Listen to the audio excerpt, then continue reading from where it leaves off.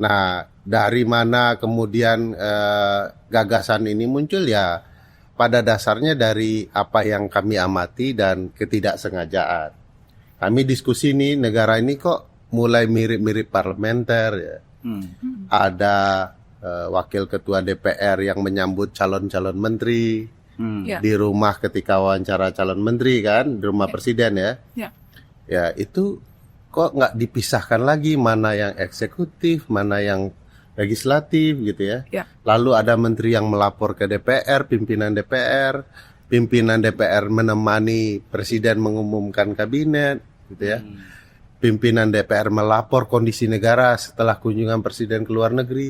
Itu sudah perbauran ya, percampur bauran antara gagasan parlementer dan presiden. Tiba-tiba kita nyeletuk. Sayang ya kita nggak ada kabinet bayangan ya. Kalau ada kan enak nih. Ya. Yang begini-begini akan dilawan oleh oposisinya. Tiba-tiba ya itu mengalir saja. Kalau kita buat kabinet bayangan kayaknya bagus ya untuk membangun kesadaran dan pendidikan publik soal bernegara. Nah dari sana lah mungkin. Tapi cerita teman-teman nggak boleh ini banyak-banyakan. Betul-betul orang yang berkualitas bagaimana mengelola negara. Ya. Jadi namanya kabinet bayangan tapi perspektifnya sangat presidensial. Oh. Dalam sistem presidensial menteri itu nggak banyak-banyakan kan. Misalkan tadi ya.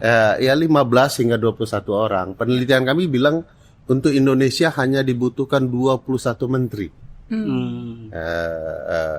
Untuk kemudian tidak sekedar bicara penghematan anggaran, tetapi efektif penyelenggaraan pemerintahan presidensial. Coba bayangkan rapat paripurna kabinet di era Pak Prabowo itu besarnya luar biasa. Ya. Pernah lihat nggak menteri ngomong? Nggak ada. Hampir tiap. Hampir. Semua hampir ceramah kapan, Pak Presiden. Nah, bagaimana Pak Presiden tahu kerja-kerja orang ini kalau tidak dilaporkan? Lalu bagaimana mereka disatukan kinerjanya agar menguntungkan publik bersama?